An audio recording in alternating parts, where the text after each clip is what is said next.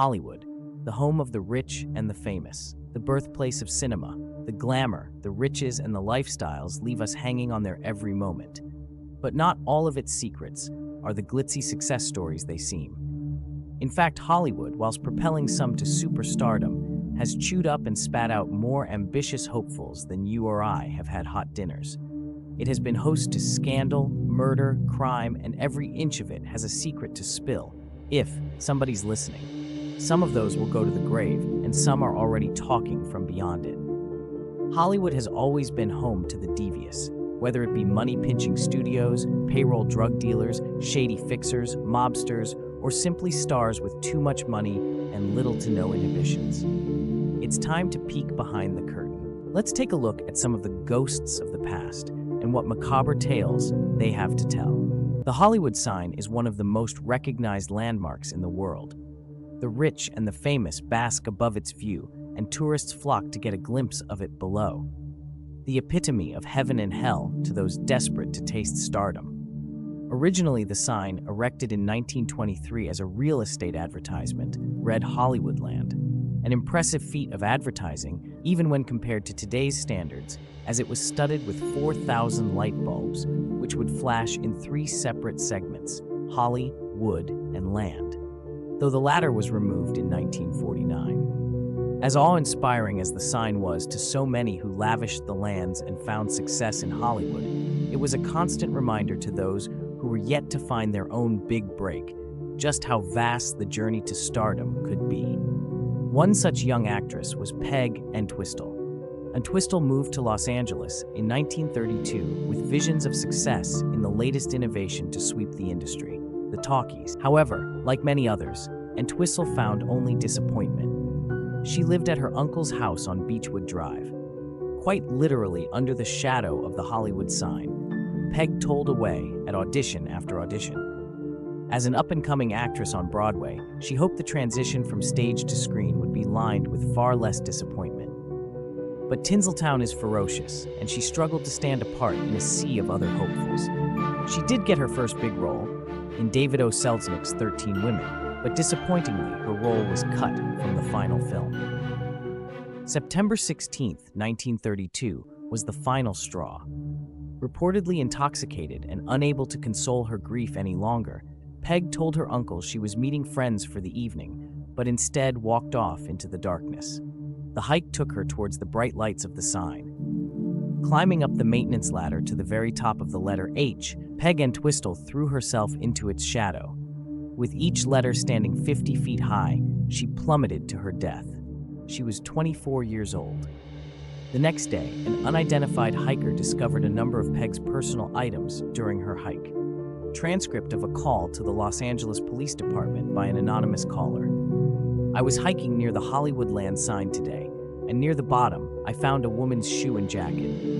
A little further on, I noticed a purse. In it was a suicide note. I looked down the mountain and saw a body. I don't want any publicity in this matter, so I wrapped up the jacket, shoes, and purse in a bundle and laid them on the steps of the Hollywood police station. A few hours later, police found Peg's body some 100 feet down the side of the ravine.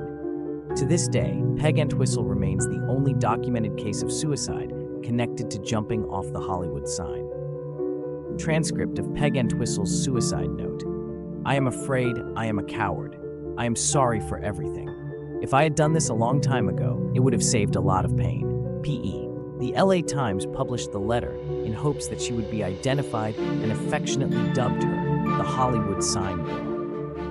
However, their plan worked. Her uncle Harold recognized the initials and identified Peg's body in the morgue. In a tragic twist torn straight from the pages of a noir script, shortly after her death, a letter from Bliss Hayden School of Acting, which would eventually be renamed the Beverly Hills Playhouse, arrived at her uncle's home addressed to Peg, about a young girl who commits suicide. The raw tale of an aspiring young talent, tragically neglected by the bright lights, certainly caught the attention of the public. But the series of strange events which preceded the tragedy made a ghostly tale that is still experienced to this day. In the early 1940s, Albert Koth, the sign's official caretaker, caused an accident which completely destroyed the letter H. Koth, driving while intoxicated, was nearing the top of Mount Lee when he lost control of his vehicle and drove off the cliff directly behind the H. While Koth was not injured, his 1928 Ford Model A was destroyed, as was the original 50-foot-tall illuminated letter H. The mysterious nature of the damage was not initially well publicized, and naturally rumors and stories instead took precedent that perhaps the collapse of the letter that Peg chose to end her life was haunted. The sign continued to fall into further disrepair, and eventually the Hollywood Chamber of Commerce decided to repair the sign, but with some changes. The word land would be removed from the sign to reflect the famous area, rather than the housing development it was initially intended to advertise. The light globes were forsaken too, since the chamber didn't want to be responsible for such a costly gift. Over the years since, Griffith Park rangers and visitors have reported seeing the ghost of the Hollywood sign, especially on particularly foggy nights. They report that the specter is typically accompanied by the smell of gardenias, reported to be the scent of Entwistle's favorite perfume. In extreme sightings, some claim to have witnessed a woman leaping from the landmark into the mist. Some believe that the energy of the tragic event was so intense that it left an imprint of the moment. Megan Santos was jogging her usual path on the Griffith Trails, high above Los Angeles, on a late night when she started to sneeze. She was overcome by what she described as a weird feeling and the overpowering scent of gardenias. She reported, and then there was this woman with blonde hair, and she seemed to be, like, walking on air.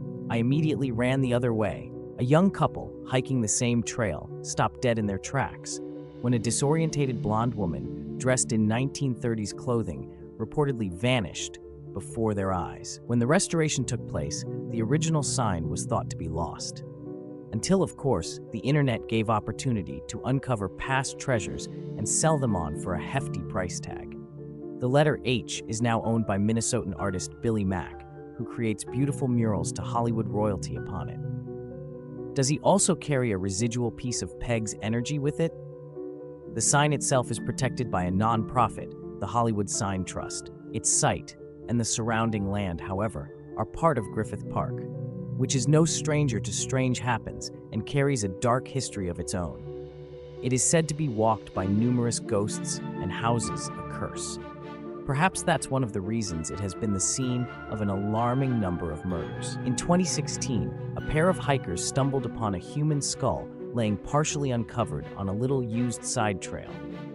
The trail is within a stone's throw of the sign. No evidence of a crime scene was found. A forensic anthropologist with the coroner's office determined that the skull belonged to a woman who was at least 20 at the time of her death. The fragment of bone is believed to have been lying in the park for at least 1 year and as many as 10, but it's still not clear who the woman was or how she died. The skull's discovery comes in after human remains were found in the same area. In 2012, 2 women walking their dog made a gruesome discovery on one of the park's hiking trails below the Hollywood sign. It was a severed head wrapped in a plastic bag. A day later, investigators scouring the scene found more body parts, hands and feet buried in a shallow grave. A fingerprint test would identify the remains as belonging to 66-year-old Hervey Medellin, a former Mexicana Airlines employee. Park rangers found a dead body burning and hanging from a tree near the Griffith Park merry-go-round, police said. 2022, another man's body found in the park last year turned out to belong to a 24-year-old who had been convicted of meeting minors for sex, according to LA East. The Los Angeles County Coroner's Office said that it was an apparent suicide. In 1933, at least 29 civilian workers were killed when a wildfire swept through the park. With so much death and tragedy, perhaps the stories of a curse on the land have some merit. Originally, all this land belonged to the Felizes and was called Rancho Los Feliz. Eventually, it became the property of Don Antonio Feliz, who resided on the land with his sister named Soledad and his 17-year-old blind niece, Dona Petronilla. In 1863, Don Antonio Feliz passed away, and instead of leaving his land to his family, he left all of it to Don Antonio Coronel. A surprise to all. However, it's believed that when Feliz was wasting away with smallpox and on his deathbed, Don Antonio Coronel visited him with a lawyer, Don Innocante. Supposedly, these two gentlemen drew up the will, and the story claims that a stick was attached to the back of Don Antonio Feliz to help the poor dying man nod his head in agreement to the new will. But the land, the lion's share of the wealth, went to Don Coronel, and Petronilla received nothing. Dona Petronilla was, to say the least, obviously not pleased. Don Feliz's niece laid down a curse on the land, Don Coronel, Don Innocante, and even the judge that upheld the will's legality. Afterwards, in order to put the final touch on the curse, she apparently dropped dead. If you believe the stories, the lawyer Don Innocante was soon shot and killed, and the judge apparently also met an untimely end. Don Coronel's family supposedly slowly died of misfortune and disease. When Coronel passed away, he left the land to his young wife, who promptly remarried her new husband, and her fought over the inheritance, and in the ensuing divorce, the lawyers consumed most of the inheritance. In late 1868, a C.V. Howard owned part of the land, and sold of the land's water rights for a nice tidy profit. He was supposedly shot at a saloon while celebrating his good fortune. The land eventually passed to Leon Lucky Baldwin, whose lucky streak immediately ended when he started a ranch and dairy on the property. The cattle on the land died, fires destroyed grain, grasshoppers devoured crops, and nothing basically went right. After he went bankrupted and was forced to sell the land to pay for the mortgage, Baldwin was supposedly gunned down by an outlaw. Some stories say Mexican bandits. The land ended up with a Thomas Bell, a financier from San Francisco. He didn't hold the land long, though, before selling it to Colonel Griffith J. Griffith. Bell apparently lived into his 80s and then fell from his mansion's banister, or was pushed by mistress, depending on the story you believe. He allowed a man named Frank Burkett to start an ostrich farm on the property to lure residents to the area and Griffith's other surrounding properties. By 1884, the curse popped up again as a huge storm racked the land. Lightning came down upon some of the oak trees on the property, and the ranch hands claimed to see Don Antonio Feliz riding the rain. Don Antonio continued to haunt the land after the storm, often appearing near an area called B Rock. Griffith refused to visit the land except at midday, and the stories claim that the ostriches stampeded at night. With ghosts appearing and ostriches stampeding, Griffith eventually foreclosed on the ostrich farm, which was failing, causing Burkett to vow vengeance. Burkett ended up attempting to gun down Griffith with a shotgun outside Old Calvary Cemetery, now Cathedral High School on North Broadway. Burkett apparently used birdshot instead of buckshot, which was the only reason Griffith survived. Apparently, Burkett thought he had succeeded in killing Griffith, so he committed suicide with a revolver to the head. The land later became the grounds of the Griffith Park Zoo. To escape the curse, but not wanting to be out of pocket, in 1896, the Griffiths presented what they called a Christmas present to the plain people of the city, a staggering 3,015 acres of Rancho Los Feliz. The gift came with one condition. As Griffith told City Council, it must be made a place of rest and relaxation for the masses, a resort for the rank and file, for the plain people. I consider it my obligation to make Los Angeles a happy, cleaner, and finer city. I wish to pay my debt of duty in this way to the community in which I have prospered. He eventually took a preemptive strike and shot his wife while they stayed at the Arcadia Hotel in Santa Monica. Although she survived, having to throw herself from the window, land on an awning and crawl to safety through yet another window, she was disfigured and blind in one eye afterwards. Griffith served only 2 years in San Quentin for attempted murder, but his reputation was never the same. After he was released from prison, the city ignored his attempts to continue building up Griffith Park, wanting nothing officially to do with him. Griffith did, however, set up a trust fund to have his improvements, the observatory and Greek theater, built and cared for after he passed away. To defend him, Griffith hired the Johnny Cochran of his day, Earl Rogers, who would, over the course of his career, defend 77 accused murders. He lost only 3 times and would become the inspiration for the title character in the book series Perry Mason, later adapted for both radio and TV. For Griffith's trial, Rogers employed an untested tactic, an early precursor to the Twinkie defense, the booze defense. Rogers argued that Griffith was not guilty by reason of alcoholic insanity. Witnesses testified to Griffith's alcoholism and paranoid behavior. Even Tina, her disfigured face hidden behind a veil, confirmed under cross-examination that her husband was an alcoholic prone to wild, delusional outbursts. The jury had no choice but to acquit Griffith of attempted murder, although they convicted him of a lesser charge, assault with a deadly weapon. The judge gave him 2 years in San Quentin and ordered that he be given medical aid for his condition of alcoholic insanity. Working her way up as a dancer and an extra, Jean Spangler was intent on making it in Hollywood when she vanished at the age of 27 on October 5, 1949. Her purse, with a torn handle and a cryptic note, was found 2 days later in Los Angeles' Griffith Park, but Spangler herself was never seen again. In their efforts to find her, police considered every possibility: a botched abortion, an ex-husband battling for custody of their young daughter, the Mafia, one of the world's most famous actors, and, perhaps the most shocking, headline-grabbing option of all, the notorious Black Dahlia killer. More than 70 years later, Spangler's disappearance still haunts the City of Angels. Was she the victim of medical malfeasance, the rage of a jealous lover spurned, the diabolical plot of an ex-spouse to assume full parental control, or a killer far more prolific and sinister? Among the items found inside Spangler's purse was a handwritten note addressed to someone by the name of, and read, "Kirk, can't wait any longer. Going to see Dr. Scott. It will work best this way while Mother is away." The note ended in a comma, as though unfinished. After examining the note in Spangler's purse, investigators turned to the best-known Kirk in the country, movie star Kirk Douglas, who'd worked with her. Douglas spoke with police over the phone while vacationing in Palm Springs. "I told Detective Chief Thad Brown that I didn't remember the girl or the name until a friend recalled it was she who worked as an extra in a scene with me in my picture."